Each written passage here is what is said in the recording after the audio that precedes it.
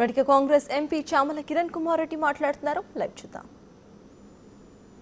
ఆహార పథకం తీసుకొచ్చినటువంటి కాంగ్రెస్ పార్టీ చేసిన పథకాన్ని national rural employment guarantee scheme మీద ఈరోజు ఏమాత్రం క్లారిటీ కానీ దానికి ఎంత అలాట్మెంట్ చేస్తారు అనే దాని మీద క్లారిటీ లేకుండా ఉన్నారు. ఏమనంటే ఉడాన్ స్కీమ్ గురించి ఒక చిన్న ఎగ్జాంపుల్ చెప్తా. ఉడాన్ స్కీమ్ గురించి చెప్తూ ప్రతి పేదవారికి కూడా ఈరోజు విమానాలలో తిరిగే విధంగా ఉండాలని చెప్పి మేము చాలా ఎయిర్పోర్ట్లు తీసుకొస్తున్నామని చెప్పారు. పోయిన పార్లమెంట్ సెషన్లో మేము డైరెక్ట్ ఏవియేషన్ మినిస్టర్ని అడిగినాం. ఏమనంటే మీ ఫ్లైట్ టికెట్స్ ఇందాక ప్రయాగరాజ్ ఇప్పుడు ఎక్కడైతే కుంభమేళ నడుస్తుందో అక్కడ ఎంపీ గారు కలిసిరు. ఆయన చెప్తుండే బడ్జెట్ అయిపోయినాక వీళ్ళు ఇట్లా చెప్తుర్రు, యాక్చువల్గా విమానం టికెట్లు రెగ్యులరైజ్ చేసే పరిస్థితే లేదని గవర్నమెంట్ చెప్పింది. ఎయిర్పోర్ట్లు కట్టినప్పుడు ఎవరైనా విమానాలు ఎక్కి బయటికి పోవాలంటే రెగ్యులరైజ్ చేయాల్సిన అవసరం ఉంటుంది కదా. విమాన టికెట్లను రెగ్యులరైజ్ చేసే ప్రక్రియ చేయకుండా మేము ఎయిర్పోర్ట్లు కట్టి సామాన్యుని విమానం ఎక్కిస్తా అని ఏదైతే చెప్పినరో ఈరోజు నిర్మలా సీతారామన్ గారు, అది ఒక లైవ్ ఎగ్జాంపుల్ వీళ్ళకున్న చిత్తశుద్ధి. ఎయిర్పోర్ట్ కట్టడం గొప్ప కాదు, ఎయిర్పోర్ట్కి వచ్చిన ప్యాసింజర్ విమానం ఎక్కాలంటే ఆ విమానం రేట్ల మీద నియంత్రణ ఉందా లేదా అనే దాని మీద గతంలో డిబేట్ జరిగింది పార్లమెంట్లో. సో అటువంటి పరిస్థితిలో వీళ్ళు బడ్జెట్ కేటాయించేటప్పుడు ప్రజలకు క్లారిటీ చెప్పకుండా వైట్ వాష్ చేసేసి మేము చాలా చేస్తున్నాము, గొప్పగా చేస్తున్నామని వాళ్ళంతలో వాళ్ళే బల్లలు గుద్దుకొని వాళ్ళంతలో వాళ్ళే పార్లమెంట్కి వెళ్ళి బయటికి వెళ్ళిపోయి వాళ్ళంతలో వాళ్ళే బయట బ్రహ్మాండమైన బడ్జెట్ ఇచ్చినామని చెప్పారు. వాస్తవంగా ఈరోజు ఎవరికి కూడా ఈ బడ్జెట్లో ఉన్న సారాంశం క్లియర్గా చెప్పలే. ఈ బడ్జెట్ అసలు ఎక్కడ స్లాబ్స్ ఉన్నాయి, ఈ 12 లక్షల వరకు ఆదాయం ఉన్న వారికి ఇన్కమ్ ట్యాక్స్ లేదని చెప్పారు. తర్వాత దాంట్లో ఆదాయం 12 లక్షల వరకు అన్నప్పుడు ఆదాయం ఎవరు, ఉద్యోగస్తుల, వ్యాపారవేత్తల, స్లాబ్స్ ఏంది, 4 లక్షలు అనేది మెయిన్ ఏదైతే ఇన్కమ్కి ఉంది. తర్వాత ఉన్న 8 లక్షలకి ఏమైనా స్లాబ్స్ ఉన్నాయా ఏం చెప్పకుండా కేవలం ఒక ఎలక్షన్ స్పీచ్ మేనిఫెస్టో పెట్టినారు. వాస్తవంగా చెప్పాలంటే ఇది బడ్జెట్ పెట్టినట్టు లేదు, మళ్ళీ బీజేపీ మేనిఫెస్టో పెట్టినట్టుగానే ఈరోజు విడుదల చేసిపోవడం జరిగింది.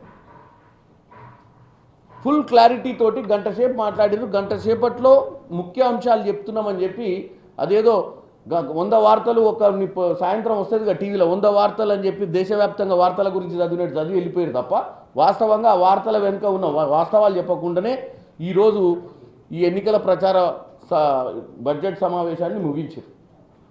ఎందుకంటే ఈరోజు ఢిల్లీ లాంటి నగరంలో 3 సార్లు కంటిన్యూగా ఆమ్ ఆద్మీ పార్టీ గెలవడం, ఈసారి ఎట్టి పరిస్థితుల్లో ఢిల్లీ గద్దెని దక్కించుకోవాలన్న ఉద్దేశము ఇలా బడ్జెట్లో క్లియర్ కట్గా కనపడ్డది.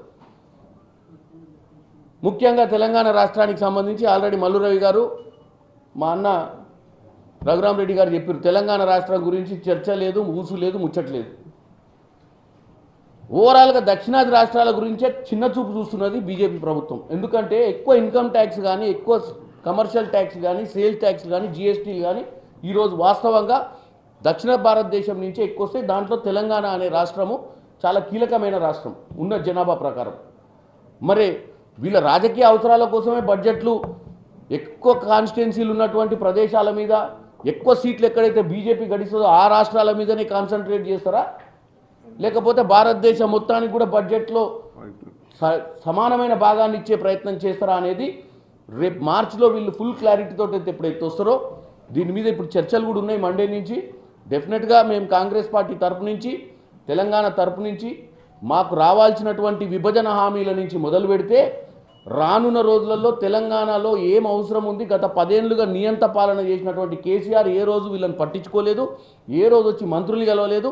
మా ముఖ్యమంత్రి పదే మంత్రుల్ని, ప్రైమ్ మినిస్టర్ని ఈ బడ్జెట్ కంటే ముందే ఈసారైనా మాకు వీలైనంత వరకు ఎక్కువ బడ్జెట్ కేటాయించాలి. మా రాష్ట్రము గత 10 ఏళ్ల నుంచి మాకు రావాల్సిన గ్రాంట్స్, మ్యాచింగ్ గ్రాంట్స్ ఇవ్వకపోవడం కారణం వల్ల మాకు దక్కాల్సినటువంటి వాస్తవమైనటువంటి అమౌంట్ మాకు దక్కలేదు. అటువంటి అమౌంట్ మాకు దక్కాలని చెప్పి మా ముఖ్యమంత్రి గారు పదే ఇక్కడ వచ్చి తిరిగిపోయారు, మంత్రులందరినీ కలిసిరు, ప్రైమ్ మినిస్టర్ గారిని కూడా కలిసిరు. కాబట్టి ఈ బడ్జెట్లో ఈరోజు ఏదైతే సినాప్సిస్ ఇచ్చిరో ఇది కాదు, వాస్తవాలు తెలియాలి.